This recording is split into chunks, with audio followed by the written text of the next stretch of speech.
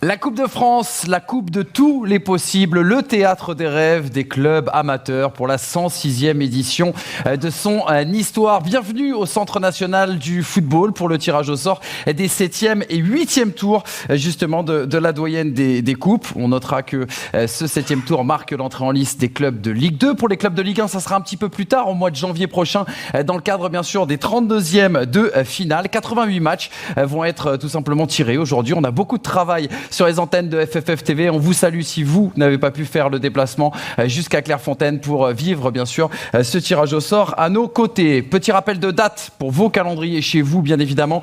Le 7e tour se disputera les 29 et 30 octobre prochains et puis le 8e tour aura lieu les 19 et 20 novembre. Pour lancer les hostilités et surtout tout comprendre au format de ce tirage au sort, je vous demande d'applaudir et d'accueillir surtout Jacques Quentin, membre de la commission de la Coupe de France au sein de la Fédération française de football.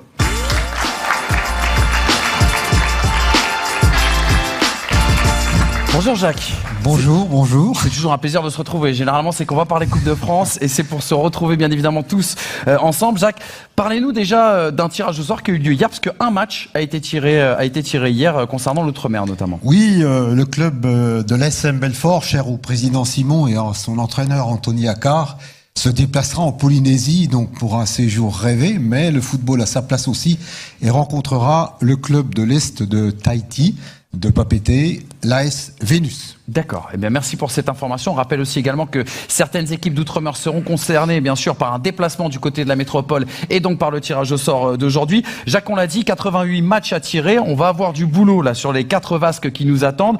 Expliquez-nous un petit peu comment ont été définis les 10 groupes qui composent ce grand tirage. Alors, j'ajouterai pour le match ASM Belfort, enfin plutôt AS Vénus, ASM Belfort, que ce match est considéré comme un match du groupe J. D'accord. Pour qu'on retombe sur nos pieds au niveau... Donc ça me permet de faire la transition par rapport à la composition des groupes. Eh bien, c'est l'apanage de la commission de la Coupe de France qui fait un croisement entre le niveau sportif et la géographie. Parfois, c'est un peu difficile parce qu'on a la diagonale du vide, vous savez, qui va de l'Ariège vers l'Ardenne et c'est pas toujours facile de tout concilier, mais on y arrive. Et les clubs seront répartis donc en 10 groupes. 10 groupes. Qui ont été définis comment? Selon quels critères du coup? Bien, c'est plutôt un caractère interrégional et puis on mélange ce niveau sportif avec des clubs de national, national 2, national 3, régional 1, régional 2, régional 3 et après on aura des clubs également de district, donc mais je vous laisserai la primeur pour le petit poussé. Alors justement, Jacques, qui dit Coupe de France dit aussi également la fameuse règle de l'inversion. Est-ce que vous pouvez nous la rappeler? Oui, eh bien c'est un système qui prévaut en Coupe de France. Dans le cas où le deuxième club tiré se situe hiérarchiquement 2 divisions au moins en dessous de celui de son adversaire tiré en premier, il y a inversion et le club devient alors club recevant. Donc ça, c'est un des grands principes qui font de la Coupe de France. Hein. Il n'y a pas l'équivalent au monde par rapport à ce système-là. Et ma foi, c'est une caractéristique de notre épreuve et nous en sommes très fiers. Exactement, et c'est bien sûr de le rappeler. Jacques, on l'a dit, je l'ai dit tout à l'heure, tirage au sort donc du 7e tour, mais également du 8e tour. On va vous montrer un petit tableau là très rapidement pour essayer de comprendre avec vous, Jacques, comment on va définir justement les affiches du 8e tour. Voilà, donc nous avons un tirage en 2 temps. Le premier temps, c'est le tirage du 7e tour, et deuxième temps, le tirage du 8e tour qui induit dans chaque groupe celui par rapport à celui du 8e tour pour donner le déroulement suivant. C'est-à-dire que le vainqueur du match 1 rencontre le vainqueur du match 2, le vainqueur du match 3 rencontre le vainqueur du match 4 et ainsi de suite. Donc c'est un système à 2 phases si vous voulez. Je pense que c'est très compréhensible. On essaie d'être le plus clair possible, n'est-ce pas, Monsieur Vincent Nolor, Monsieur Andréane et Monsieur Jean-Claude Puyat, membres de la commission de la Coupe de France, pour que ça soit le plus clair possible. Et il y aura également une circulaire qui partira de la direction des compétitions nationales pour confirmer tout ce qu'on a dit ce matin. Et je veux pas compliquer les choses, Jacques, mais l'inversion vaudra aussi également, bien sûr, les 2 divisions. S'il y a 2 divisions d'écart, l'équipe, le vainqueur du match 2, par exemple, accueillera... C'est exactement, merci de l'avoir rappelé. J'allais le rappeler, effectivement, le principe de l'inversion s'appliquera parfaitement au 8e tour. Eh bien, merci beaucoup, Jacques. Alors, j'ai encore une petite info à donner, c'est pour les terrains, parce que tous les dirigeants qui sont présents, ils sont nombreux ce matin. Donc, je rappelle que pour les 7e et 8e tours, c'est le niveau T1 à T3 qui est demandé. Par contre, si les 2 clubs opposés appartiennent à un niveau inférieurs à la Ligue 2, les terrains classés au niveau 4 sont acceptés, sous réserve qu'ils soient utilisés habituellement par l'équipe recevante dans son championnat et qu'une tribune ouverte au public jouxte l'aire de jeu. J'appelle également votre attention sur un point qui nous paraît au niveau de la commission très important. Vérifiez dès ce soir ou dès demain que l'AOP, l'arrêté d'ouverture au public, comprend bien les places assises et les places debout.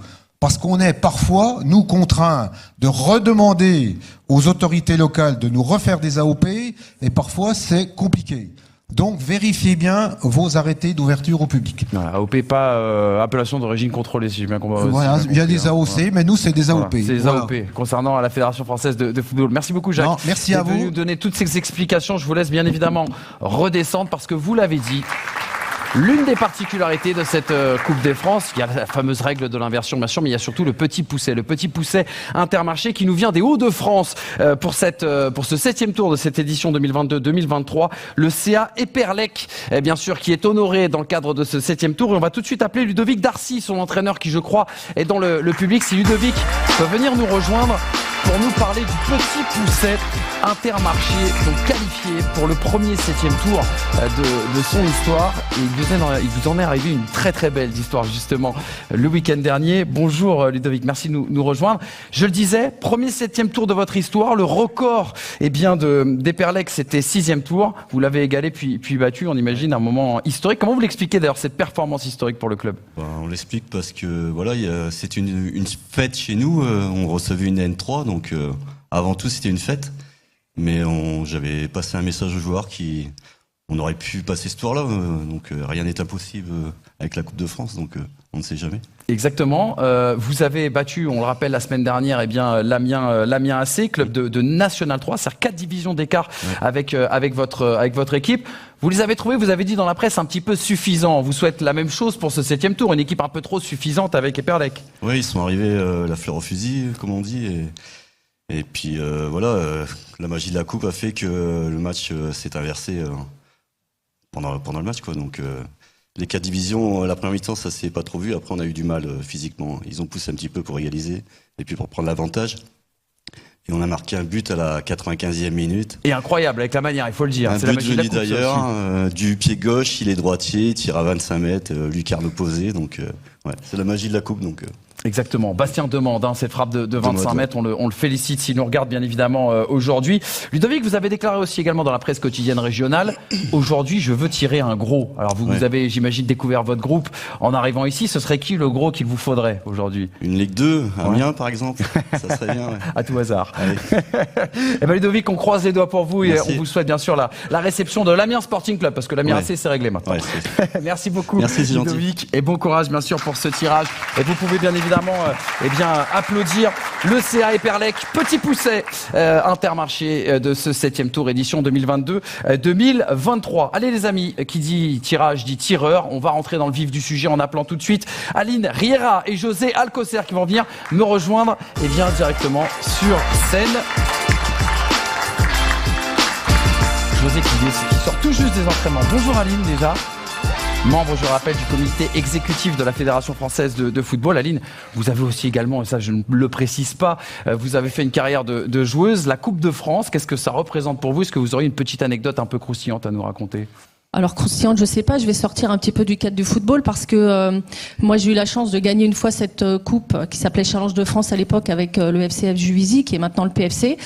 Alors je l'ai gagnée sans la jouer parce que le jeudi après-midi j'ai appris que j'attendais ma première fille et donc d'un choix commun j'ai choisi de ne pas jouer ce match-là pour pas prendre de risques parce que j'étais déjà un peu âgée, j'avais déjà 34 ans donc je voulais, c'était mon projet de vie, c'est arrivé plus vite que prévu donc je l'ai gagnée sans la jouer mais j'ai quand même la médaille. Donc voilà, la petite anecdote. Croustillante ou pas, je ne sais pas. Mais... Elle est croustillante. Elle me plaît beaucoup, en tout cas. C'est une très très belle histoire. Aline, on va le dire aussi également, la Coupe de France, c'est quand même le fleuron de la Fédération française de football. Là, c'est plus à la membre du COMEX que je pose cette question. C'est la fierté de la Fédération française de football. Oui, c'est une fierté Français, c'est surtout, vous l'avez dit, on en a parlé, c'est l'alliage un petit peu du football, enfin pas un petit peu, du football amateur, du football professionnel. C'est toujours une fête, on l'a entendu aussi. C'est le plaisir de se confronter à ce milieu professionnel, des surprises, vraiment cet esprit de corps. Et on est tous venus, tous joueurs, dirigeants, entraîneurs, à un moment donné du football amateur. On part pas de rien. C'est important de savoir d'où on vient. Et je pense que cette Coupe de France met en avant aussi beaucoup les clubs amateurs, le travail qui est fait dans ces clubs. Et c'est une force pour cette fédération. Le président Vincent Delors qui est là, le président de la Ligue du football amateur. Il y a des gros moyens qui vont être mis encore plus sur le football amateur. Je rappelle, ce sera plus de 100 millions cette année sur le football amateur. C'est un gros budget. Donc c'est aussi ça, la Coupe de France, c'est mettre en avant tous ces clubs qui travaillent bien et qui forment nos futurs joueurs professionnels. Exactement. Et on va en toucher un mot. On va essayer de toucher un mot sur tous ces clubs qui se structurent et qui travaillent, vous l'avez dit, en tout cas avec des méthodes tout à fait intéressantes. José Alcocer qui est avec nous. José, je vais juste vous demander, Aline, on est en panne de micro. Voilà, on n'a plus beaucoup de micros à la Fédération française de football.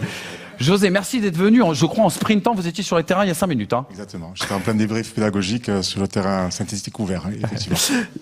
José, si on devait écrire un bouquin sur votre vie, on pourrait titrer de Manosque au sommet de l'Europe, puisqu'on rappelle que vous avez joué, vous avez entraîné du côté de Manosque, et aussi vous avez remporté avec l'équipe de France U17 les championnats d'Europe. C'était bien sûr l'été dernier. Avant de parler de cette consécration, vous aussi, je vous posais une question qu'à Aline. Qu'est-ce que ça serait vos meilleurs souvenirs de la Coupe de France? Peut-être, est-ce que c'était en tant que joueur ou en tant qu'entraîneur?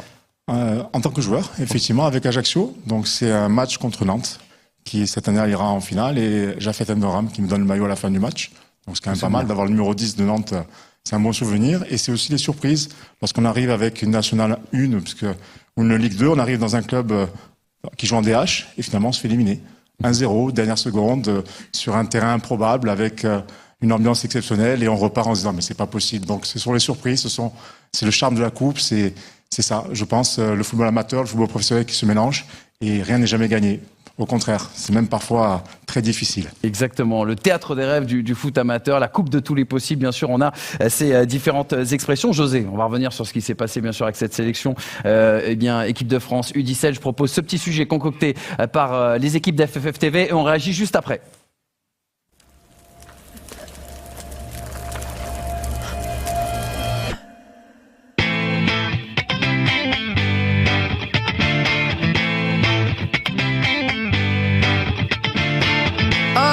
Parties in a deadly silhouette. She loves the cocaine, but cocaine don't love her back. When she's upset, she talks to Maury and takes deep breaths. She's a 90s supermodel. Way back in high school when she was a good Christian, I used to know her, but she's got a new best friend, a drag queen named the Virgin Mary, takes confessions. She's a 90s supermodel. Yeah, she's a master, my compliments. If you wanna love her, just deal with her. She'll never love you more than money and cigarettes. Every night's a heartbreak. Hey, don't think about it. Hey, just let it go. 'Cause her boyfriend is the rock and roll. Save her every moment till she has to go. 'Cause her boyfriend is the rock and roll.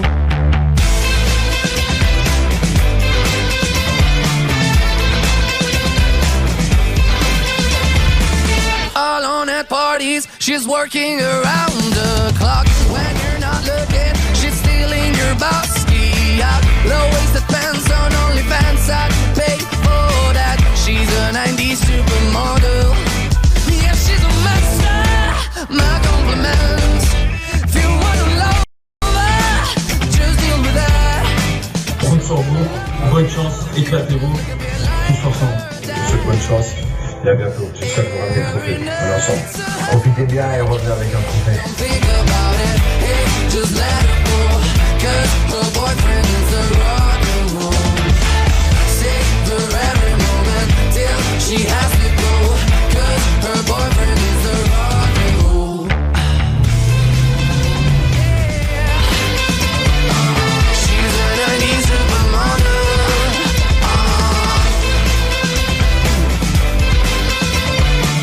She's a 90s supermodel.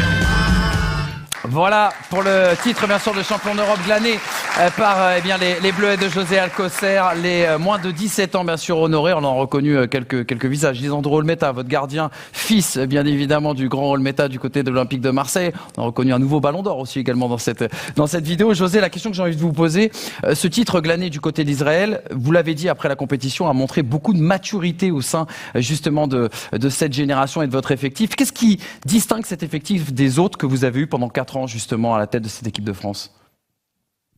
Vous l'avez dit, c'est la maturité en fait. C'est la maturité parce que c'est un groupe qui a été très attentif aux consignes, qui a beaucoup travaillé aussi.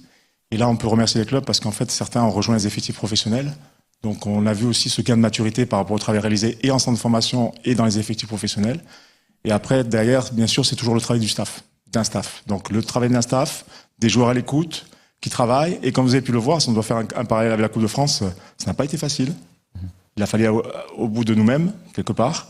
Il a fallu même jouer les tirs au but, puisque c'était pas facile. Et puis aussi, on a eu un petit coup de pouce des aînés, puisque à travers leur message, à travers leur exemple, l'idée, ça a toujours été de dire, ben voilà, les grands font ça, on peut faire la même chose. Donc, on est allé au bout, tout simplement. On est allé au bout de nous-mêmes. Les affiliations entre toutes les équipes de France. En tout cas, on est ravis d'avoir redécouvert ce moment d'émotion en sujet. Merci beaucoup, José. Félicitations à votre staff. Félicitations, bien sûr, à vos joueurs. On a maintenant un tirage à faire. Tous les deux, on va s'intéresser justement au groupe A. C'est juste ici. Je vais vous prendre juste le petit micro pendant que vous allez, mettez-vous de part et d'autre de moi, tout simplement. Et puis, je vous laisse mélanger un petit peu les boules. Allez-y, Aline, si vous voulez, bien sûr, mélanger un petit peu tout ça, histoire que le hasard fasse les choses. Puis après, vous ferez le reste, bien évidemment. Allez-y, ouais. Allez. C'est vous qui commencez. C'est moi qui commence. Vous avez gagné plus de Coupes de France que José, c'est pour ça. Une. Alors, le premier tirage, ce sera le FCE Mérignac-Arlac. Le FCE Mérignac-Arlac qui a vu passer notamment Lilian Lasland et Frédéric Darocha dans ses jeunes années. Allez-y, José. Coupe de Corse, vous m'avez dit que vous avez gagné. Ça compte pas. Oui, si, ça compte.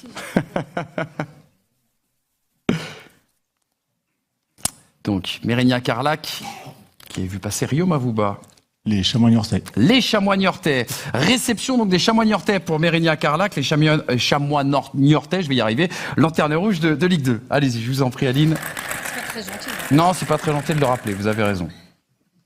Mais c'est pour dire qu'il y a peut-être un coup possible pour Mérignac-Arlac. Non, j'irai pas jusque-là. Vous allez les fâcher. Ce sera Bergerac-Périgord FC. Le Bergerac-Périgord FC, quart de finaliste, on s'en rappelle, l'année dernière. Fierté, ce club, bien sûr, de la famille Fauvel.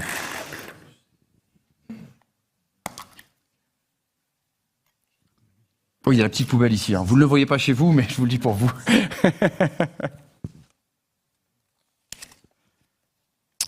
L'AF Biard Bretenoux. L'AF Biard Bretenoux.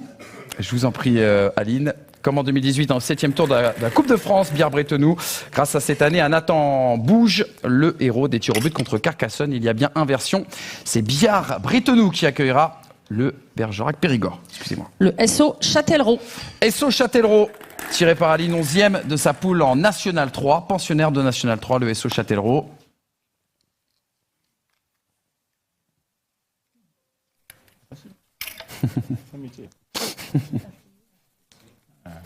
C'est bien payé quand même. C'est le SA Mérignac Football. L'autre club, bien sûr, de la banlieue bordelaise, le SA Mérignac Football. Alors, je vous dis une bêtise, c'est le SA Mérignac Football qui a vu passer Frédéric Darocha à Lilian Lasland en équipe de jeunes. Je me corrige, c'est obligé. C'est important, les clubs formateurs. Ah, bien sûr. Le FC Choret. Le FC Choret. Alors attention, quelques infos pour le futur adversaire, je vous le dis. Ça joue en 3-4-3 et il faut se méfier d'un joueur, c'est Hugo Gagneur. Il a marqué un doublé au tour précédent. Voilà, j'ai fait mon rôle de scout. Qui sera l'heureux élu de toutes ces informations? C'est entre vos mains, José, maintenant. Avoine Olympique Chinon-Ciné. L'Avoine Olympique Chinon-Ciné, en effet, qui se déplacera du côté du FC Choret et qui a fait tomber Orléans, on le rappelle, au tour précédent, actuel 10e de la poule C de National 3. Le Stade Poitvin FC. Le Stade Poitvin FC qui réalise un très très beau début de saison, parce qu'ils sont leaders de leur poule de National 3. Club de niveau 5.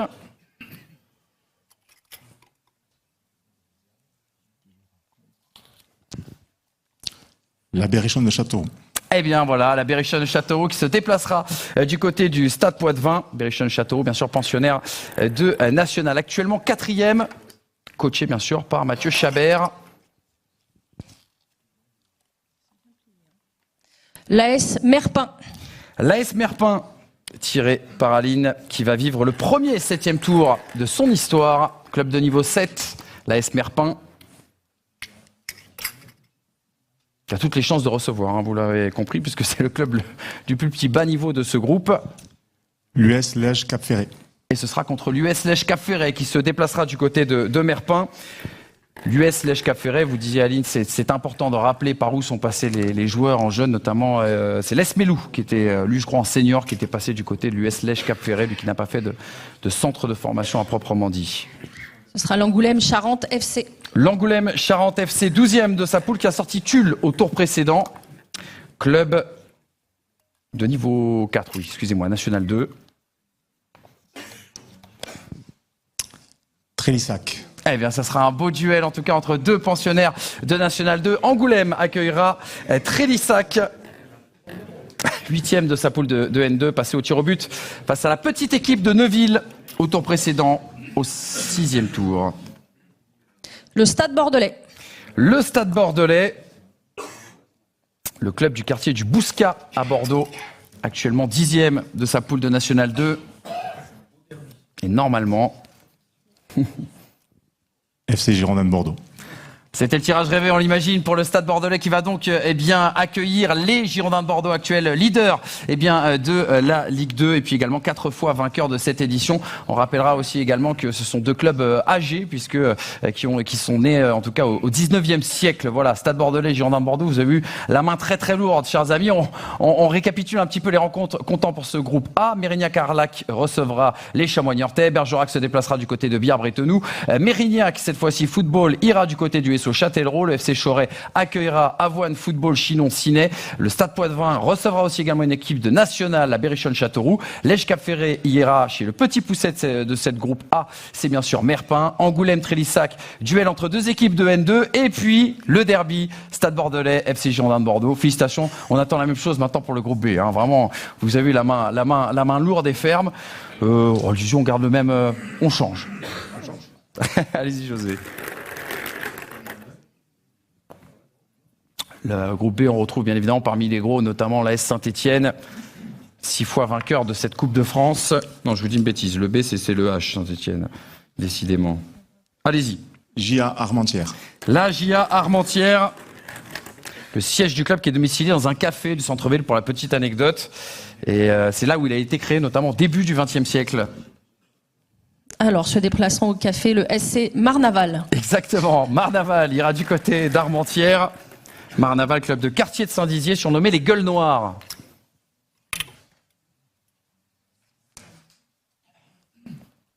Club de niveau 6 qui ira donc chez un club de niveau 7. L'AS Prix Les Mézières. L'AS Prix Les Mézières, tiré par vous, José, le seul rescapé d'ailleurs ardennais dans cette 106e édition de la Coupe de France, qui nous a déjà habitués, je crois, à un 16e de finale il y a maintenant quelques années, l'AS Prix Les Mézières. Ce sera de lourd, puisque ce sera le SC Bastia. Le SC Bastia retournera donc dans les Ardennes. Ça rappellera des souvenirs aux supporters bastiais et ardennais, notamment d'une saison mythique il y a 3 ans maintenant. C'était en National 2, Sporting, bien sûr, vainqueur de la Coupe de France en 81. Et on saluera bien sûr les 90 ans du stade Armand de Cesari. C'était cette semaine, ça a été fêté dignement. Exactement. FC Fleury 91. Le FC Fleury 91, pensionnaire de National 2, 2e de sa poule d'ailleurs. C'est à signaler, très beau début de saison de la part du FC Fleury 91.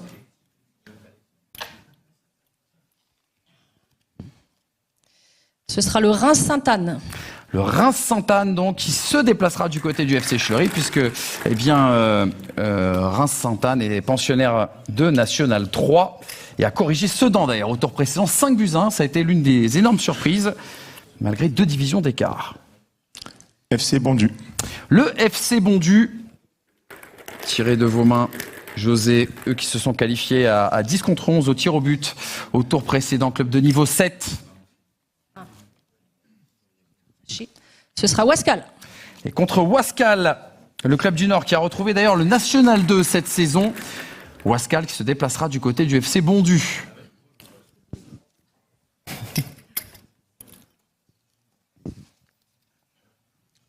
Olympique Marcois. L'Olympique Marcois, 4e de sa poule de National 3.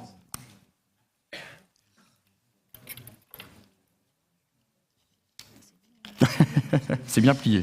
Ce sera des bêtises à Cambrai. Cambrai qui se déplacera du côté donc de l'Olympique Marcois.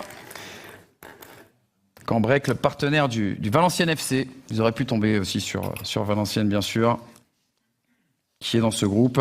Et on notera que les deux équipes, masculines et féminines, sont encore en lice en Coupe de France. Saint-Quentin.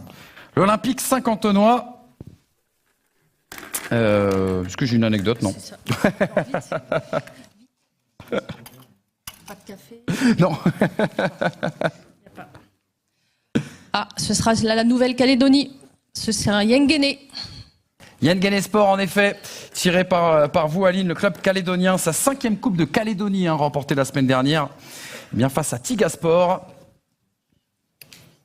Et la Calédonie se déplacera donc bien du côté de Saint-Quentin. Valenciennes. Valenciennes, club bien sûr de Ligue 2, 5e de Ligue 2 actuellement. Alors pour qui? Qui je vais fâcher? Je ne sais pas pourquoi, je sens qu'il va y avoir une inversion. Voyons voir. Qui va me faire la tête? Qui va vous faire la tête, Aline? Ah bah, Alors, je les vois, sais ils pas. sont juste en face de nous. Ce sera un sacré choc. Ce sera le Red Star. Le Red Star qui se déplacera du coup du côté de Valenciennes. Ils ont l'air heureux.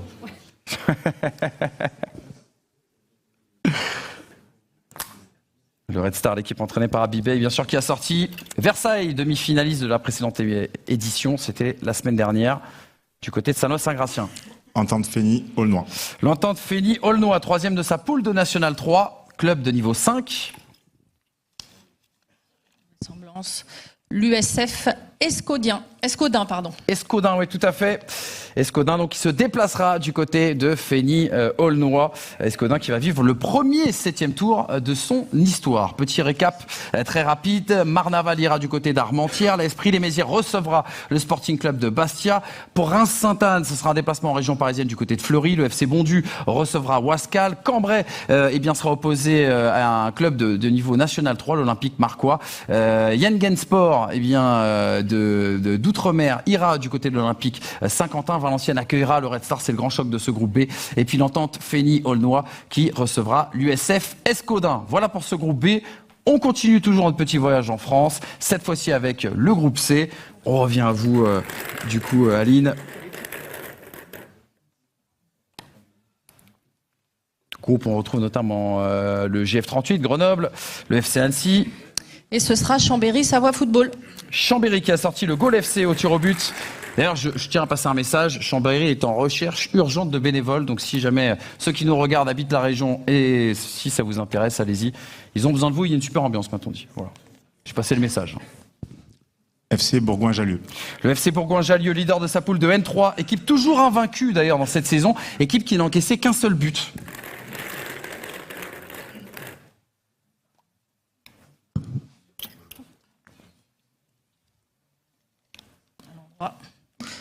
Le GFA Rumilly-Vallière. Rumilly-Vallière qui a tiré Annecy en Gambardella. Est-ce qu'il y aura une redite aujourd'hui? Pourquoi pas? On y croit, la loi des séries. Peut-être pas du côté de Rumilly-Vallière. Club de niveau 5. FC Saint-Louis, Nevègue. Le FC Saint-Louis, Nevègue, en effet, qui a sorti une National 3 déjà au tour précédent. La FEG.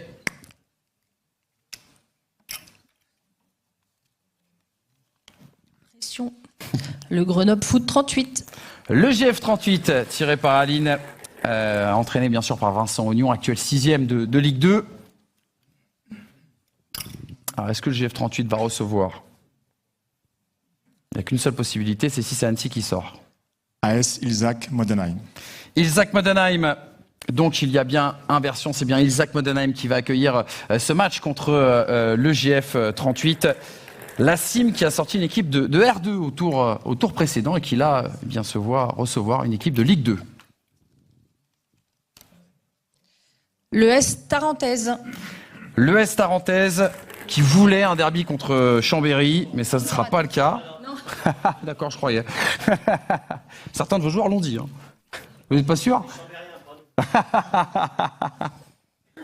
Alors, ce sera soit l'entente Crest à Oust, Oui. soit le FC Rhône-Vallée, soit le FC Villefranche. Exactement, puisqu'on rappelle qu'il y a un passage en commission qui est prévu pour Villefranche, où l'entente Crest House, Villefranche bien sûr club de niveau national, et puis ou le FC Rhône-Vallée aussi en effet, qui sont de niveau 6 et 7. Voilà.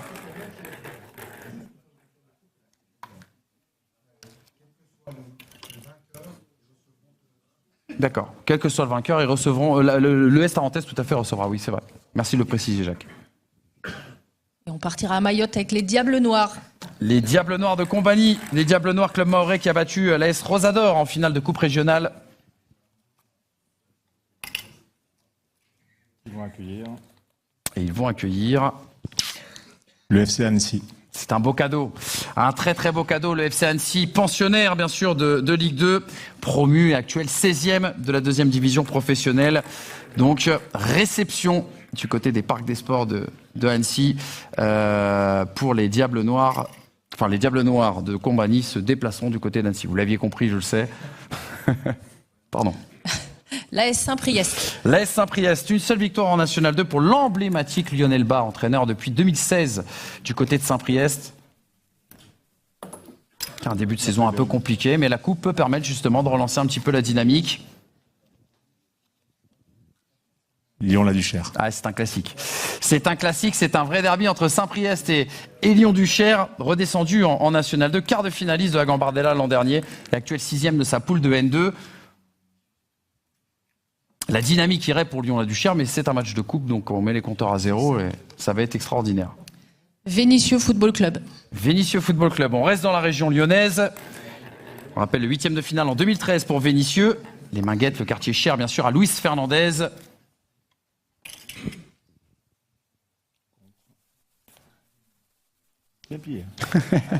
Ça a été repassé même avant. Ah oui, ça se voit. Le FC Limonais. Le FC Limonais, club de niveau 5, qui se déplacera du coup du côté de Vénissieux. Il nous reste une rencontre encore à tirer. Limonais, la 4e fois consécutive que ce club se qualifie pour le 7e tour. C'est quand même une performance à signaler et à féliciter. Jura Sud. Jura Sud qui recevra. Non. Jura Sud, donc, qui devrait recevoir le leader actuel de sa poule de National 2. Normalement, si les choses sont bien faites. FC Vaux-en-Velin. Et c'est Vaux-en-Velin, bien sûr, qui sort de vos mains, José. Voilà en tout cas le club des débuts d'ailleurs de Nabil Fekir, de Kurtzuma, de Ghezal aussi également, qui a éliminé, on le rappelle, Bourg-en-Bresse au tour précédent. Allez, on récapitule encore une fois. Chambéry accueillera le FC Bourgoin-Jallieu. Saint-Louis-Nevègue ira du côté de Remy-Vaillère. Ilzac-Modenheim accueillera le GF38 Grenoble. Il y a un cas, vous l'avez vu, qui sera traité bien sûr en commission, mais quoi qu'il arrive, ce match se passera du côté de l'ES Tarentaise. Le FC Annecy accueillera les Diables Noirs de Combani. Lyon-Duchère se rendra chez le voisin du côté de Saint-Priest. Vénissieux accueillera Limonais. Et puis Vaux-en-Velin ira du côté de Jura Sud. Voilà pour ce groupe C. Dernier groupe ensemble. Et je profite que vous ayez la main chaude parce que vraiment vous nous avez régalé de très jolies affiches, des derbies. Vous avez bien tiré aussi également pour certains petits poussets des groupes. On va peut-être vous garder pour la suite de la cérémonie. Je ne sais pas ce que vous faites après. FC L'Escar. Le FC L'Escar dans ce groupe D qui ont sorti Saint-Paul-les-Dax, club qui joue la montée en N3 dans un stade Bernard Masselou qui était complètement en feu. Est-ce que ça aura lieu du côté de Bernard Masselou? Ce sera l'entente Bonne Rencontre. Exactement, l'entente Bonne Rencontre. Première fois qu'ils vont vivre un 7e tour. Alors, ils rêvaient d'une venue de Bordeaux du côté de leur stade Cancel, mais ils ne sont pas dans le même groupe. Ce sera donc impossible, mais ce sera un joli déplacement du côté du FC L'Escar, club de niveau 6, un niveau au-dessus d'eux. Sporting Club de Toulon. Le Sporting Club de Toulon. Le Sporting, 11e de sa poule de N2. On rappelle demi-finaliste en 1963-1984.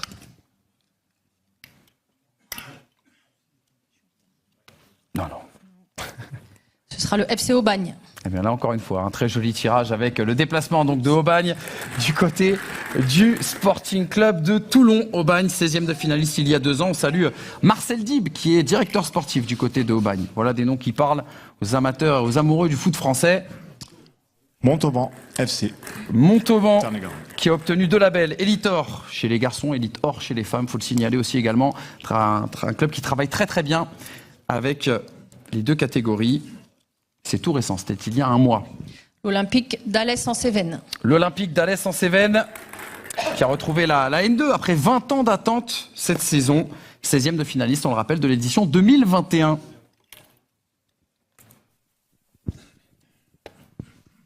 Nîmes Olympique.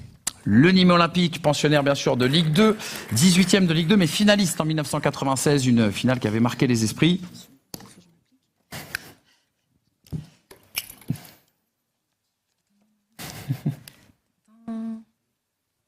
Désolé, le FC Borgo. Le FC Borgo, actuel 17e bien sûr de National, qui se déplacera du côté du Nîmes Olympique. Le FC Borgo, repêché en National à un mois du début de la compétition. On passera un coup de fil à Antoine Emmanueli, savoir si ça lui plaît. Je pense que ça doit lui plaire. Je parle pour lui. Aigues-Mortes. Aigues-Mortes, tout à fait sorti de vos mains. Aigues-Mortes, deuxième de sa poule de National 3, club de niveau 5.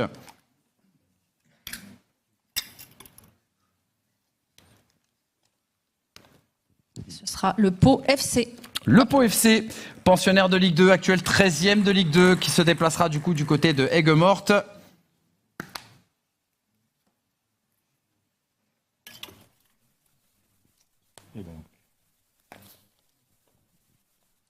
Agde.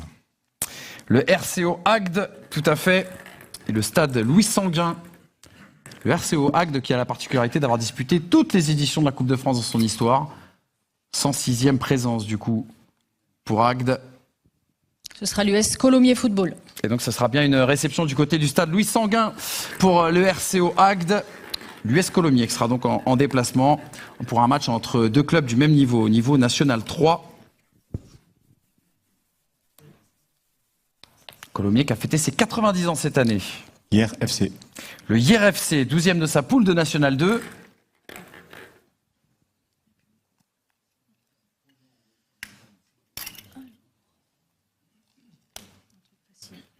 Le FC Albert Argelès. Le FC Albert Argelès, 8e de sa poule de National 3. Une division d'écart. Hier accueillera le match.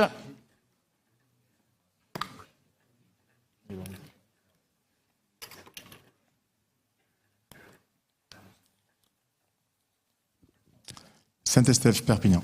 Saint-Estève Perpignan, tiré par vous, qualifié, on rappelle, au tir au but pour leur premier 7e tour de leur histoire. Félicitations à Saint-Estève Perpignan. Et là, du coup, on va avoir un cas d'aversion. Ah oui, il nous reste Pollan, Pézenas ou Narbonne.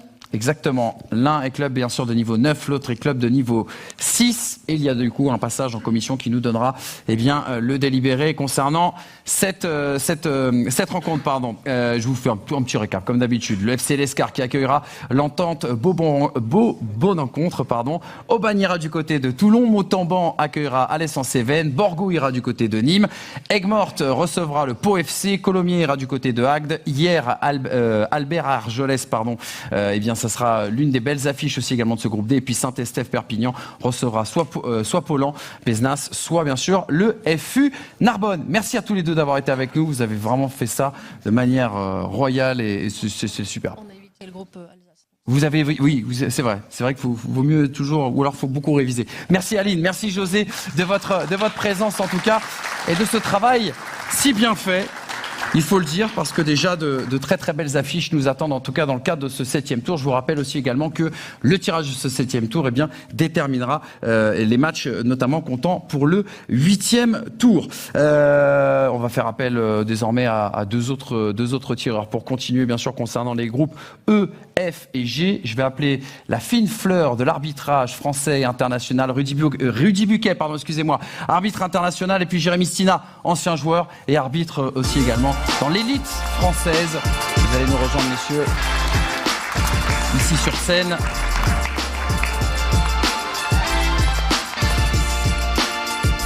Je pense qu'on va parler un petit peu d'ailleurs du contexte de l'arbitrage en Coupe de France, parce qu'on imagine que c'est jamais des matchs très, très faciles.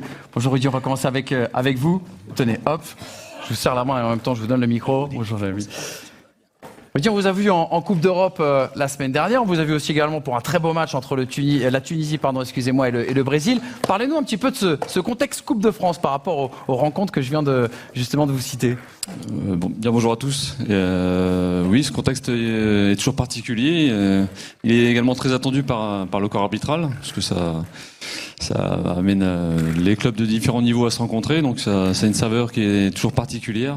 Et croyez-moi, le corps arbitral et les arbitres de région et de fédération attendent ce moment en particulier. Le fait d'être justement dans des stades où on est très proche du public, j'imagine que ça change l'appréciation, l'appréhension de ce type d'événement. Oui, c'est ce qui fait le charme de la Coupe de France.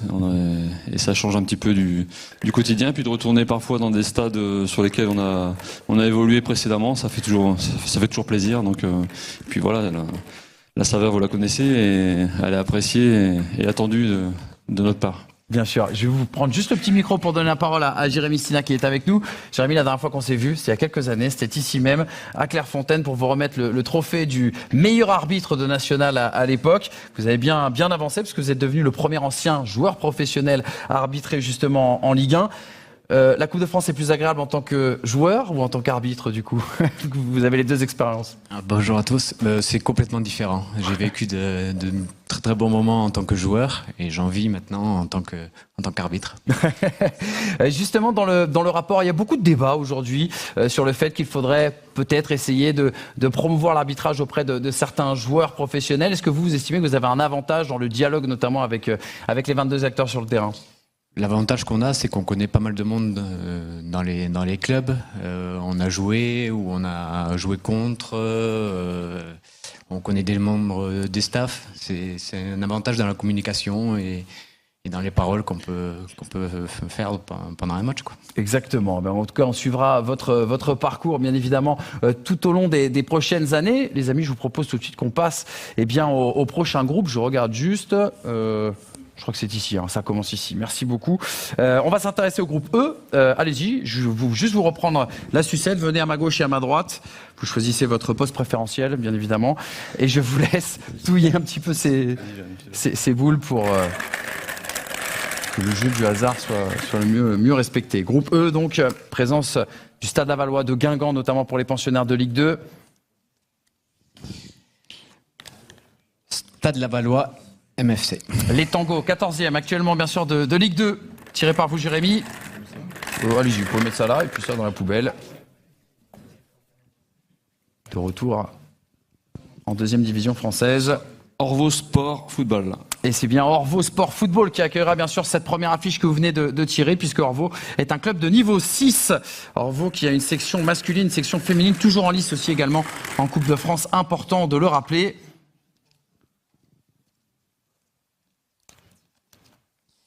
Séné FC. Le Séné FC. Joyeux anniversaire d'ailleurs à Alexandre Leport qui a mis peut-être l'un des plus beaux buts de ce 6e tour de Coupe de France. C'était en tout cas mon préféré sur les images qu'on a pu voir. Allez voir ça sur internet, c'est incroyable. Joyeux anniversaire Alexandre. Contre l'AS Châtaigneraie. L'AS Châtaigneraie, 13e de sa poule de National 3. Donc ce sera bien le Séné FC qui accueillera cette rencontre.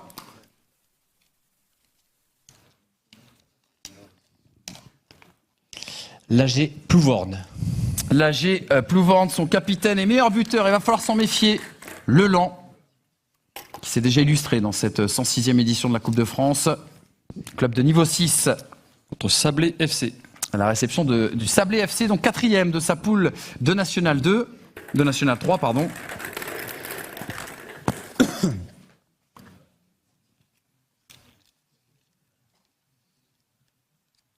Vannes OC. Le Vannes Olympique Club qui reste sur 4 défaites de rang en championnat national 2, mais justement l'occasion de la Coupe de France peut-être pour relancer une dynamique. Il faut juste savoir contre qui.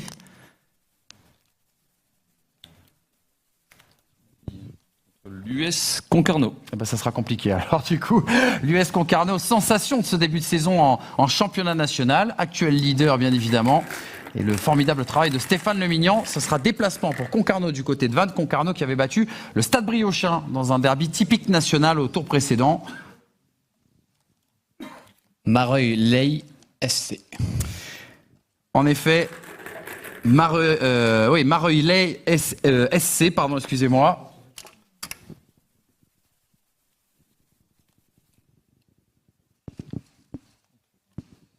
Vendée-les-Herbiers Football. Eh bien, les Herbiers, finalistes de l'édition 2018 contre le Paris Saint-Germain, qui se déplacera du côté de Mareuil, chez les Mareuillais.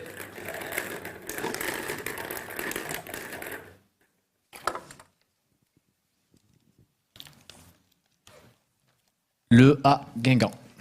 L'en avant Guingamp, 7e de la Ligue 2.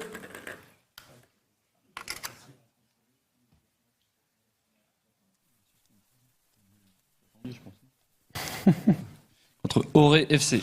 L'Auray FC tiré donc et qui accueillera, il y a bien un cas d'inversion, accueillera l'en avant Guingamp dans le cadre de bien sûr ce 7e tour de Coupe de France. L'Auray FC, club de niveau 6.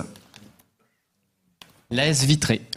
L'AS Vitré qui nous habitue bien sûr au très très très joli parcours du côté de la Coupe de France, l'habitué des parcours en Coupe, 16e de finaliste, on le rappelle bien sûr la saison dernière, quart de finaliste aussi également il y a 3 ans pour l'AS Vitré. Pautret, Dispunt, Ergué, Gabéric. Pardon si je l'ai mal prononcé, mais... C'est pas le plus facile, vous avez raison. Je préfère quand c'est vous qui le faites d'ailleurs. Le Pautret, Dispunt, Ergué, Gabéric, leur 7e tour de suite. Si on prend en compte celui bien sûr de l'année dernière, félicitations à eux. Pautret, Dispunt. Et vous nous corrigez en commentaire bien sûr, je vous fais confiance si vous venez de la région. SO Cholet. Le SO Cholet, 6e de national, coaché par Stéphane Rossi. Club de niveau 3. Le stade Plabencois. Oui, le stade Plabencois qui est une devise empruntée à Barack Obama, c'est Yes We Pub. Voilà, je ne sais pas si Barack Obama a vraiment autorisé la chose, mais en tout cas ça se fait. Voilà, félicitations à eux pour ce beau slogan. JSC Bellevue Nantes. La JSC Bellevue Nantes, son gardien Mohamed Diaby qui a fait du jersey Dudek sur sa ligne. Ça c'est un petit conseil pour son futur adversaire. Vous savez, cette petite gestuelle sur sa ligne. Ce qui ne plaît pas beaucoup aux arbitres. Hein. Je ne devrais pas le dire devant vous deux d'ailleurs. L'AC Basse-Goulaine. L'AC Basse-Goulaine, donc club de même niveau que la JSC Bellevue Nantes. Si je vous parlais du gardien, c'est parce qu'il a été le héros du match, bien évidemment, au tir au but. Et l'AC Basse-Goulaine, donc qui se déplacera, club entraîné par Olivier Quin. Qualification historique au 7e tour pour l'AC Basse-Goulaine. C'est la première fois qu'ils atteignent ce niveau.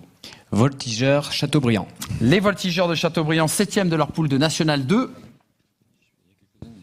Et normalement... Vous y êtes allé aux Voltigeurs ? Oui. Bon souvenir, Rudy. De très bons souvenirs, forcément. Contre le Lannion FC. Le Lannion FC, dernier club tiré bien sûr dans cette poule E. Et on va récapituler ça tout de suite.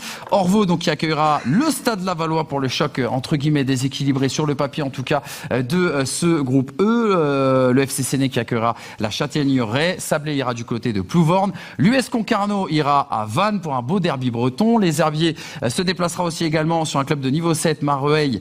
Les SC. Le FC Auray accueillera l'en avant Guingamp, club préféré bien sûr de notre ami Kevin Lesport. Et puis l'AS Vitré accueillera Pautret Dispunt. Le SO Cholet ira du côté du Stade Plabencois. JSC Bellevue Nantes accueillera l'AC Basse-Goulaine. Et puis Lannion se dirigera, comme vous l'avez fait Rudy il y a quelques années, du côté des Voltigeurs bien sûr de Châteaubriand. On enchaîne avec un nouveau groupe, une nouvelle poule. Je vous fais un petit peu le ménage très rapidement. Voilà, c'était le groupe E, donc si j'ai été bon à l'école, normalement on devrait attaquer sur le groupe F. Oui, c'est bien ça, merci Rudy. Alors le SC Notre-Dame des Champs-Angers.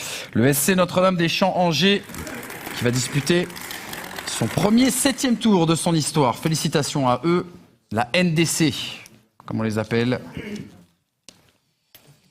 L'US Granville. L'US Granville, tiré par vous Jérémy, qui a sorti le FC Rouen au tour précédent.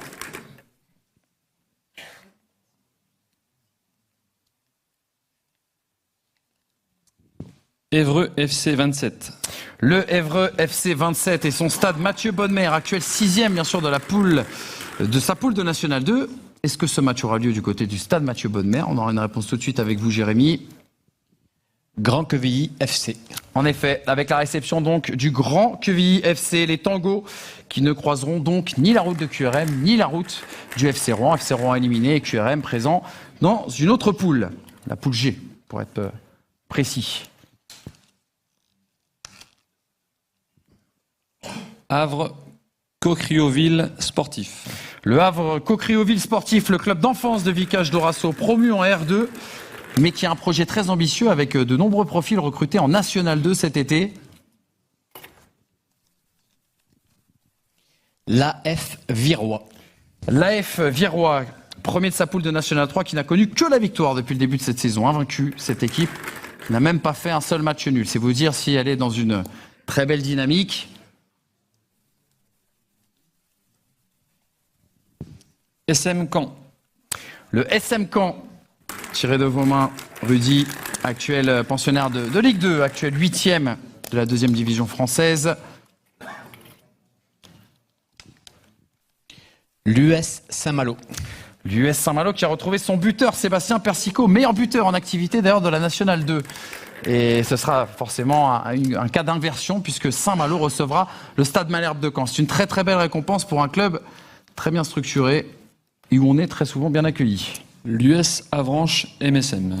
L'US Avranches Mont-Saint-Michel qui a retrouvé cette saison Damien Hoth. Damien Hoth qui avait été l'entraîneur qui avait emmené justement l'USA MSM en 8e ou quart de finale. Je regarde ma fiche, je suis obligé. C'était en quart de finale bien sûr de l'édition 2017 face au Paris Saint-Germain. Espérance Chartres de Bretagne. L'Espérance Chartres de Bretagne, club de plus de 500 licenciés. Et il y aura bien cas d'inversion, c'est Avranches qui se déplacera du côté de l'Espérance Chartres de Bretagne, club de niveau 6. L'US Fougères. Alors, on les a croisés, les gens de l'US Fougères tout à l'heure, sympathique. Fort sympathique US Fougères.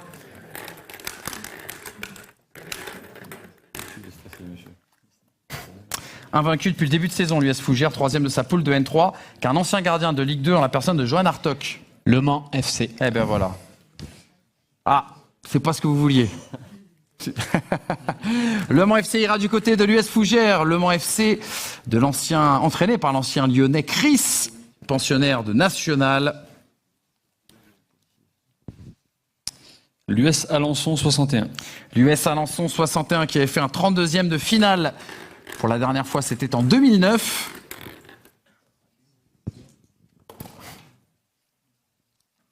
Je rappelle qu'il reste le Havre à tirer. Est-ce que c'est pour maintenant ? Havre AC. Ah voilà, il suffisait juste de le demander. Le Havre donc qui se déplacera du côté d'Alençon. Le Havre 2e de Ligue 2. On rappellera une seule victoire bien sûr dans son histoire en Coupe de France en 1959.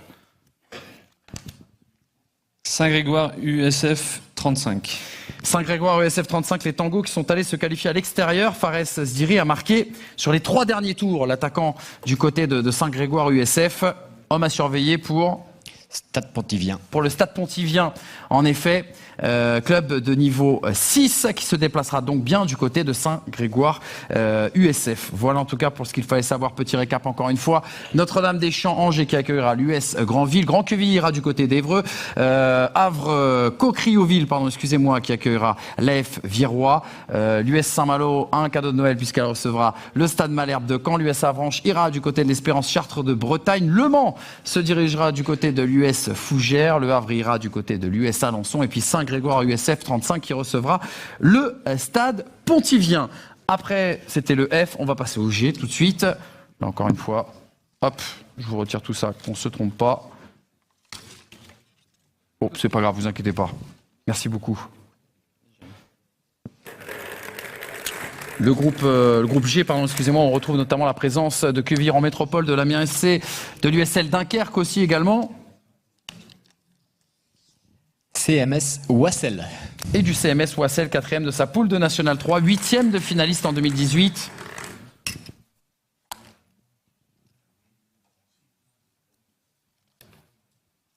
L'AS Poissy. L'AS Poissy qui réalise un très très beau début de saison du côté du National 3. L'AS Poissy, 2e de sa poule, National 2, pardon.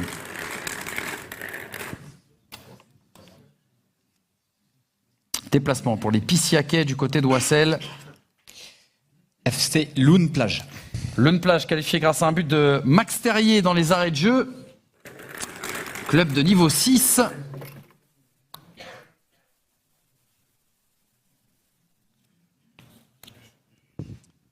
L'US Tettegem. Et il y aura bien inversion dans ce cas, puisque c'est le petit pousset, l'USCT Game de cette poule G. D'ailleurs, c'est l'une des très belles histoires du tirage de cette 7e tour de Coupe de France. C'est TT Game qui accueillera Lune Plage. Le premier 7e tour de l'histoire de l'USTT Game dans la région de Dunkerque. USPI de Cassel. L'USPI de Cassel. Le premier 7e tour aussi également de l'histoire de ce club. Club de niveau 6.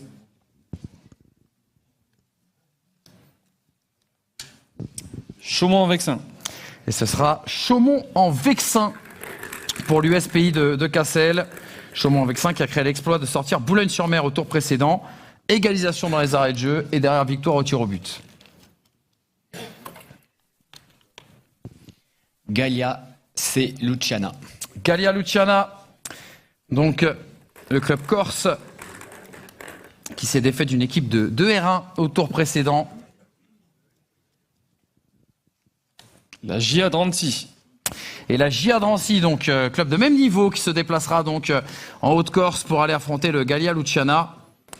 Gallia Luciana qui a mis en valeur de nombreux joueurs qui performent aujourd'hui en National et en Ligue 2.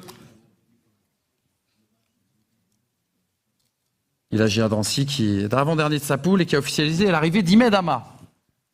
AS Beauvais-Oise. L'AS Beauvais-Oise, 11e de sa poule de National 2. Un petit Chambly, non? Malheureusement, ça ne se passe pas sur commande. USL Dunkerque. Ça sera l'USL Dunkerque donc, qui se déplacera du côté du pensionnaire de National 2, Beauvais, l'USL Dunkerque, actuel co-leader de ce championnat de National.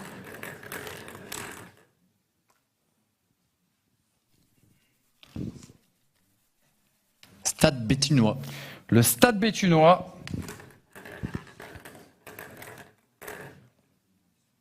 Club de niveau 6. CA Eperlec. Et bien voilà, le petit pousset Eperlec qui donc hérite du Stade Béthunois. C'est Eperlec qui accueillera ce match. Il y a bien cas d'inversion. Eperlec, je vous rappelle, si vous n'étiez pas avec nous en introduction, bien sûr, de cette cérémonie, qui a sorti l'Amiens AC, club, bien sûr, de National 3. 4 divisions d'écart au tour précédent, ils l'ont fait. Eperlec, on leur souhaite de continuer l'aventure. FCM Aubervilliers. Le FCM Aubervilliers, le club qui a vu passer Abou Diaby notamment en jeune, actuel 3e de sa poule de National 3. On se rappelle, son meilleur résultat en Coupe de France, c'est un 16e de finale en 1995.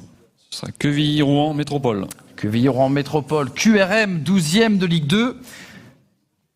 Donc déplacement pour QRM du côté de Aubervilliers.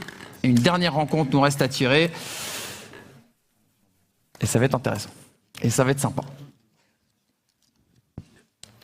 On sait déjà qui va recevoir.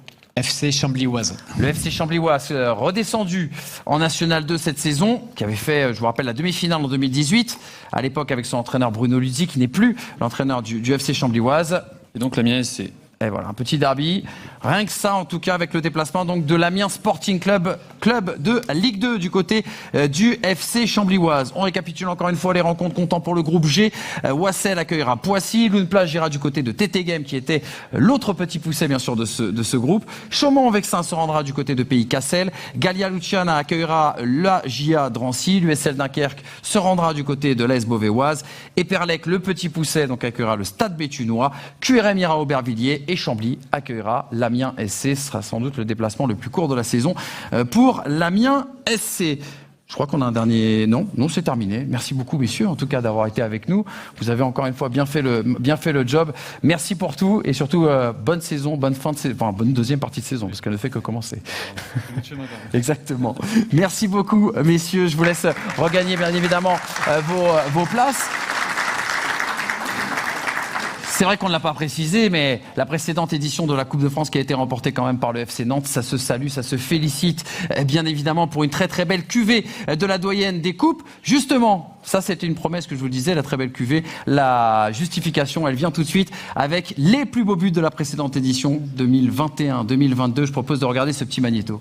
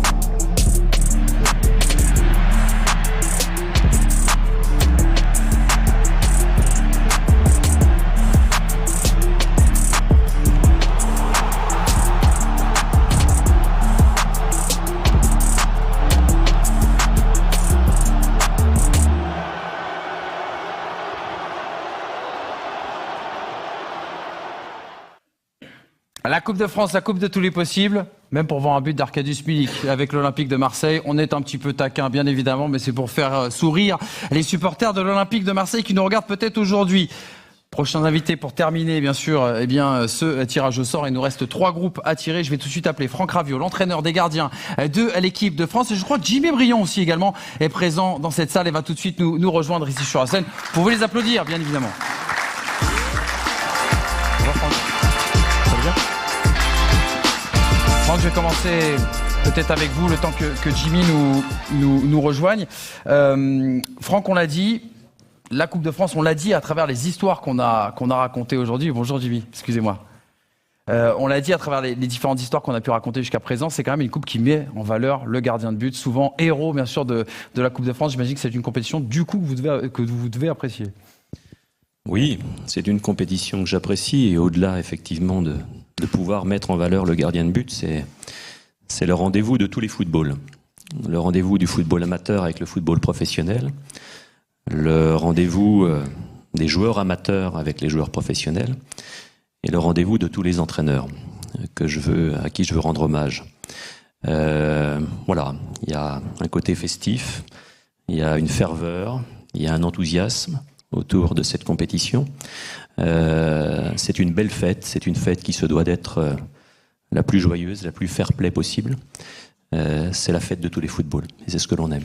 Exactement. Franck, je ne résiste pas à vous poser une petite question parce que dans 30 jours, il y a une petite compétition qui va commencer, qui est la Coupe du Monde. Expliquez-nous un petit peu quel est le quotidien en ce moment déjà du staff de l'équipe de France. Et sans nous dire la décision, est-ce que vous avez arrêté une décision avec Didier Deschamps concernant les 3 gardiens que vous allez retenir ? Je laisse la paternité à Didier de vous répondre. En tous les cas, effectivement, c'est un grand moment qui se rapproche. Nous nous réunissons beaucoup, nous échangeons beaucoup, nous nous déplaçons beaucoup également pour voir des matchs, pour voir les joueurs. Voilà, c'est une grande épreuve qui nous attend et nous faisons en sorte de nous préparer le mieux possible pour atteindre nos objectifs. Et on sera derrière vous, bien évidemment. Toute la France sera derrière vous, bien sûr, dans 30 jours pour le début de la Coupe du Monde du côté du Qatar. Merci beaucoup, Franck. Je passe le micro maintenant à un jeune retraité, mais qui a quand même des fonctions du côté du FC Marmande. Bonjour Jimmy, comment allez-vous déjà ? Ça va, très bien, merci. Comment se passe cette, j'allais dire retraite, mais vous êtes toujours en activité du côté du FC Marmande. Expliquez-nous justement ce que vous y faites. En fait, je suis pas totalement avec le FC Marmande. En fait, je m'occupe des attaquants un petit peu partout dans la région de Bordeaux. Et j'ai une cohabitation avec le FC Marmande. Donc voilà, j'essaie de transmettre ce que j'ai pu acquérir dans ma carrière au niveau des attaquants. Et ça, c'est intéressant parce qu'on parle beaucoup du spécifique gardien, bien sûr, et spécifique attaquant, qui en effet commence à prendre de plus en plus de place en France. Jimmy, pour vous, c'est la Coupe de France, il y a un bon souvenir, forcément, la victoire avec l'Olympique Lyonnais en 2012, dernier titre d'ailleurs des Lyonnais. Et puis il y en a un petit peu plus difficile, 2009, avec cette finale perdue contre Rennes. Quel a été votre état d'esprit de professionnel à chaque fois que vous avez joué cette Coupe de France ? Comme a pu le dire Franck, c'est la coupe de tout le monde et c'est vraiment une coupe particulière. En effet, il fait partie des 2 trophées que j'ai pu gagner, donc forcément c'est un très beau souvenir et une très belle coupe qu'on a toujours plaisir à jouer. Exactement. Eh bien, en tout cas, vous représentez l'équipe de France, de par votre vécu, votre actualité ou votre passé. Je propose qu'on passe tout de suite, nous, au groupe H. Je vais vous reprendre le micro, comme ça je vais vous le tenir, Jimmy, tranquillement. Le groupe H, si l'un de vous deux peut mélanger un petit peu ces boules, pour justement, encore une fois, que le hasard fasse bien les choses par la suite. Groupe où on retrouve la présence notamment de l'AS Saint-Etienne. Aunay-le-Château Football. Aunay-le-Château Football. 7e de sa poule de National 3. Alors les adversaires ont cru qu'il y avait des fumigènes, mais c'était bien la machine à merguez qui a fait pas mal de fumée lors du dernier match. Je le raconte pour anecdote, c'est réel. US Feur. L'US Feur, les Forésiens, toujours engagés d'ailleurs aussi également en Coupe Gambardella. Je vous en prie, Jimmy, allez-y.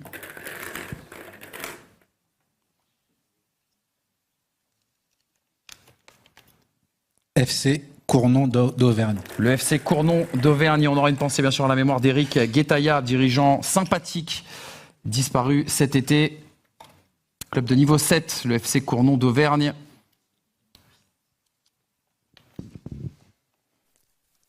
RC Pays de Grasse.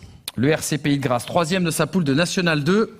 Attention à Maury Roperti, gardien redoutable sur les tirs au but. Cournon est prévenu. FC Roche Saint-Genest. Alors, le FC Roche Saint-Genest a dit, pour le coup, là c'est véridique, dans la presse quotidienne régionale, qu'il rêve de tirer l'AS Saint-Etienne. C'est entre vos mains, Franck.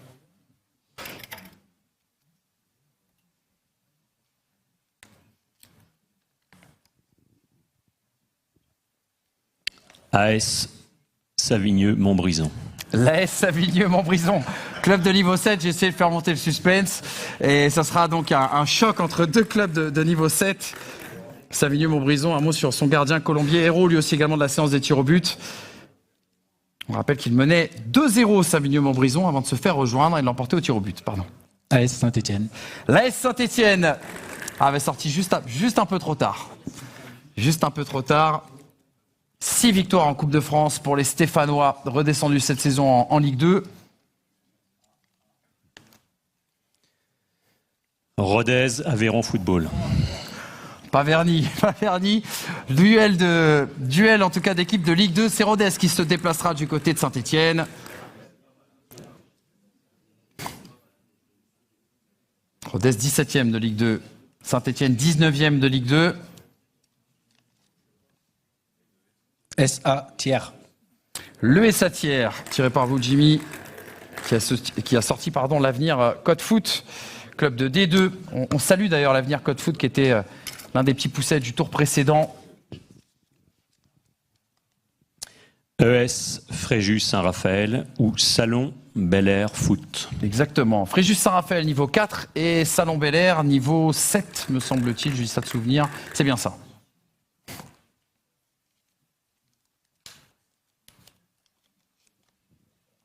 Le Puy Football 43 Auvergne. Le Puy Foot, coaché par Roland Vieira, actuel 15e de National, qui pour le moment reçoit, mais c'est en attendant bien sûr de connaître l'identité de son adversaire.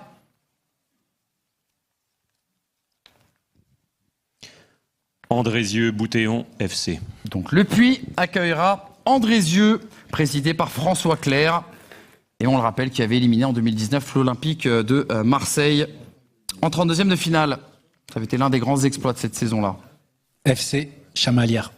Le FC Chamalières qualifié au tir au but contre le club auvergnat d'Aurillac. Club de niveau 4, pensionnaire de National 2, le FC Chamalières.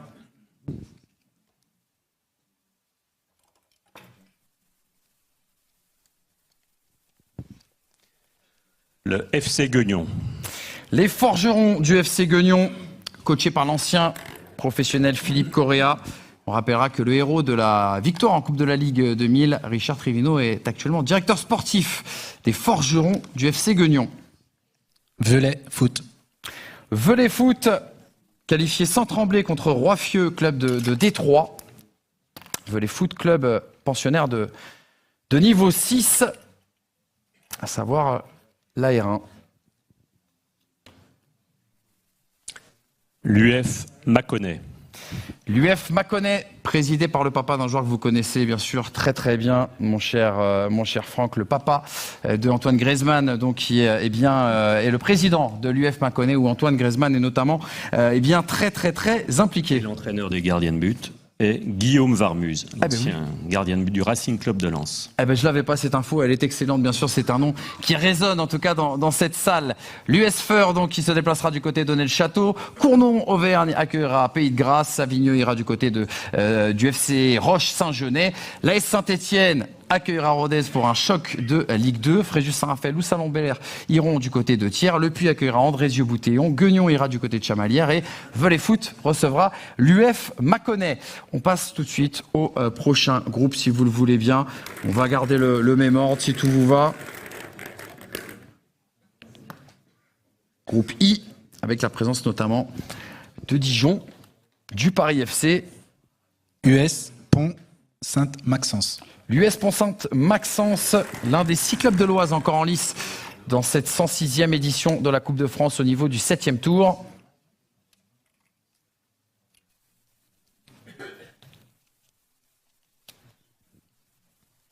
Vierzon FC. Le Vierzon FC, qui égale son plus long parcours en Coupe de France en atteignant le 7e tour. Ce fut le cas par le passé, notamment en 2018. Marcoussis Nozay VDB ou JS Suresnes. Marcoussis ou Suresnes donc. Suresnes, on rappelle, club de niveau 9. Et pour Marcoussis... Non, c'est Marcoussis, club de niveau 9. Suresnes, club de niveau 7. US, le pays du Valois. US, le pays du Valois. Et en effet, on me disait dans l'oreille Suresnes où est passé bien sûr un certain N'Golo Kanté, malheureusement absent pour le mondial, à qui on pense très fort. Bourges Foot 18. Le Bourges Foot 18 qui s'est séparé de son entraîneur, Laurent Di Bernardo, à qui on a également une pensée, l'ancien joueur Laurent Di Bernardo. Bourges, pensionnaire de niveau 4 de National 2. AS Saint-Apollinaire. L'AS Saint-Apollinaire, pensionnaire de National 3, actuel 8e de sa poule, qui se déplacera donc du côté de Bourges.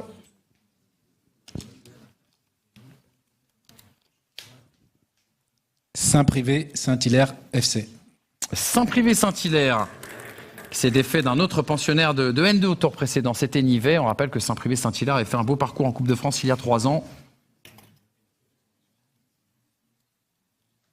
Avec à sa tête un certain Carnegie Antoine, qui a excellé après en national. Dijon FCO. Le Dijon FCO, 15e de Ligue 2. Donc, premier club de Ligue 2 à être tiré dans ce groupe I. Et qui se déplacera du côté de Saint-Privé Saint-Hilaire. Paris 13 Atlético. Le Paris 13 Atlético, là encore une fois, il y a un nouvel entraîneur du côté du Paris 13 Atlético, puisque c'est Vincent Bordeaux qui succède à Jean-Guy Wallem. Ça a été annoncé cette semaine. Pensionnaire de National, Paris 13 Atlético, promu en National. Première saison de son histoire en National. Premier 7e tour aussi également de son histoire. Liancourt, Clermont. Eh bien, qui se déplacera du côté de Liancourt, Clermont, puisqu'il y a bien cas d'inversion. Liancourt-Clermont qui s'est offert 2 clubs de National 3 sur les 2 précédentes éditions. Le Paris 13 Atlético est donc prévenu. ESA Lina Montlhéry. Lina Montlhéry, tiré par vous, Jimmy. Lina Montlhéry, les 100 et or sensations de ces 2 dernières années, qui sortent quand même d'un 8e de finale, d'un 16e de finale. Jamais 203, c'est ce qu'on leur souhaite en tout cas. Club de niveau 5. Paris 15, AC. L'Athletic Club Paris 15 qui a éliminé Créteil au tour précédent. Là encore une fois, l'une des très très belles performances du 6e tour. Le Paris 15 donc qui accueillera Lina Montlhéry. Cas d'inversion puisque Paris 15 est 7e niveau et Lina Montlhéry 5e. Paris FC. Le PFC tiré par vous Jimmy. Le Paris FC 10e, actuel 10e de Ligue 2.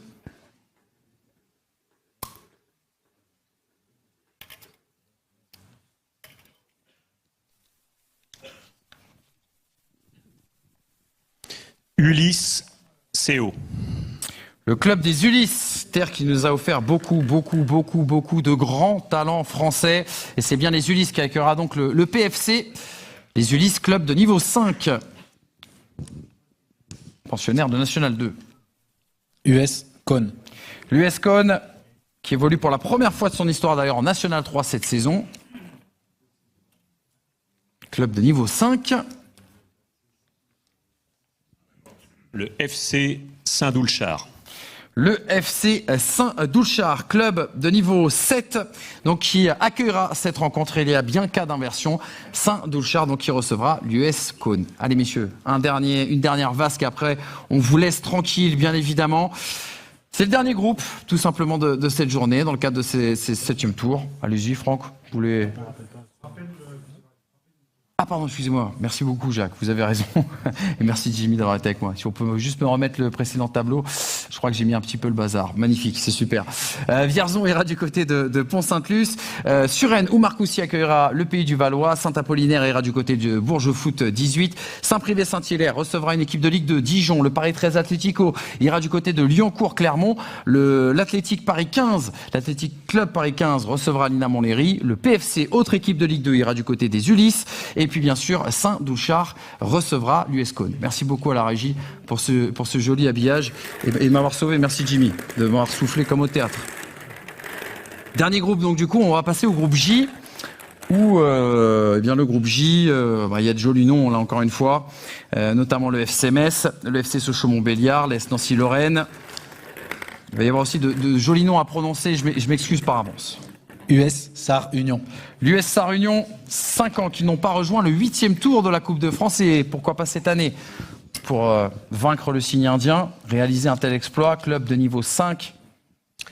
ES Taon Football. L'ES Taon Football, donc qui se déplacera du côté de Sarre Union pour eh bien un choc de même niveau. L'ES Taon, 16e de finaliste lors de la dernière édition. Hombourg-Haut. Hombourg-Haut, les Spartiates qui régalent d'ailleurs leur public, club de l'agglomération de Forbach, club de niveau 7.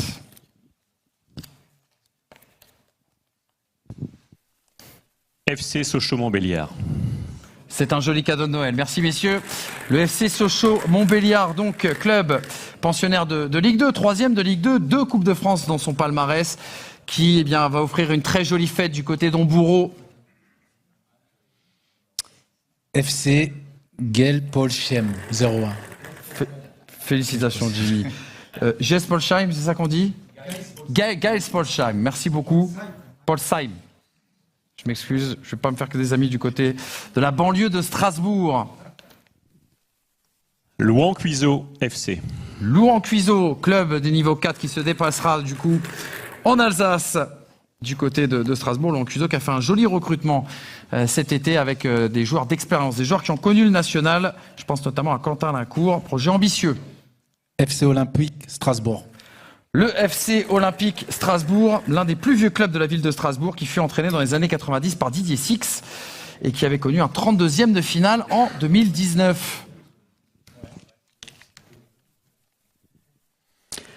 ES Gandrange. L'ES Gandrange qui dispute la première saison de son histoire en Régional 1 et qui, du coup, se déplacera du côté de l'Olympique Strasbourg 1906. Ah oui, Königshofen. FC Metz. FC Metz. Merci Jimmy. Le FC Metz, 11e de Ligue 2, 2 Coupes de France dans son palmarès.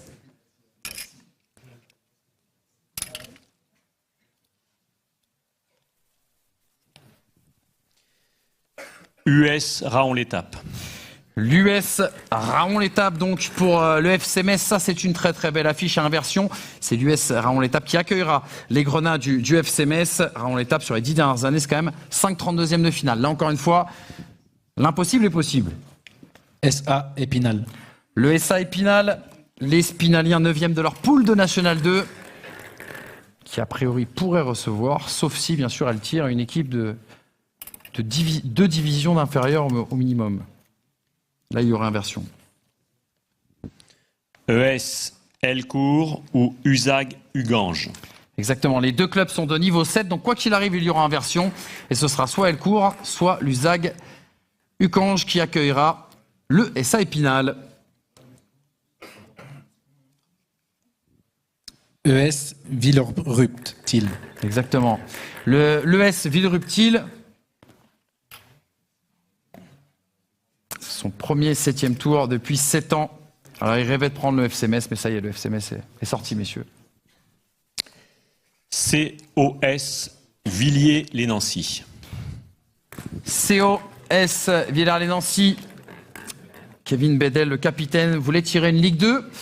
Eh bien, ce sera l'ES Villerupt-Til. 2 rencontres encore à tirer, bien sûr, dans le cadre de ce groupe J. AS Nancy-Lorraine. L'AS Nancy-Lorraine de Albert Cartier qui vit sa première saison dans son histoire en championnat national. Est-ce que ce match aura lieu à Marcel Picot? J'en doute. Vu les 3 derniers représentants, j'en doute. US Reipertswiller. Bravo pour la prononciation, Franck. L'US Reipertswiller, donc, qui accueillera, il y a bien un cas d'inversion, qui accueillera l'AS Nancy-Lorraine. Là, encore une fois, un déplacement qui risque de soulever les foules. La SNL qui est bien partie dans ce championnat national. FCSR Haguenau. Haguenau, tiré par vous, Jimmy, 14e de sa poule de National 2. Et là, sans suspense. Jura Dolois Football. Le Jura Dolois Football qui en a passé 6 à son adversaire au tour précédent. Allez, on récapitule très rapidement les dernières rencontres de ce tirage, comptant pour le 7e et 8e tour de la Coupe de France édition 2022-2023. Taon, donc, qui ira du côté de sa réunion. Hombourg, magnifique cadeau, bravo messieurs, qui accueillera le FC Sochaux-Montbéliard. Louan-Cuiseaux ira du côté de Gelpolsheim. L'Olympique Strasbourg accueillera l'ES Gandrange. Le FC Metz ira du côté de l'US Raon-l'Étape. Est-ce que soit Elcourt, soit l'USAG Ucrange qui accueillera le SA Épinal, Villers-les-Nancy ira du côté de Villerupt-Til et Reipertswiller accueillera l'AS Nancy et Lorraine et Jura Dolois Football ira du côté de Haguenau. Voilà, on a été complet en tout cas sur tous ces tirages. Toutes les équipes ont été tirées. Les 88 matchs, puis celui d'hier, 89 bien sûr, sont à retrouver, je vous le rappelle, les 29 et 30 octobre prochains pour le 7e tour. Et puis je vous rappelle que ce tirage aussi, de ce tirage découlent les rencontres pour le 8e tour qui auront eu lieu les 19 et 20 novembre. La prochaine fois qu'on se revoit, normalement, c'est le 21 novembre prochain, le tirage au sort des 32e qui marquera l'entrée en lice, bien sûr, des clubs de Ligue 1. Tirage au sort qui aura lieu du côté de Nantes. Honneur, bien sûr, au tenant du titre. Jimmy, merci beaucoup. Plein de bonnes choses pour vos ateliers spécifiques attaquants. Et puis Franck, pareil, plein de bonnes choses pour le spécifique gardien du côté, bien sûr, de l'équipe de France. En espérant que vous nous rameniez, pourquoi pas une 3e étoile, mais on va pas vous porter l'œil et on va toucher du bois très rapidement. Merci à toutes et à tous d'avoir été avec nous sur FFF TV et à Clairefontaine. Et puis, pour ceux qui sont ici, je vous invite à rejoindre la porte juste à côté où je crois que les festivités vont continuer tout au long de cette journée. Merci et passez une bonne journée. Bon courage pour la Coupe de France.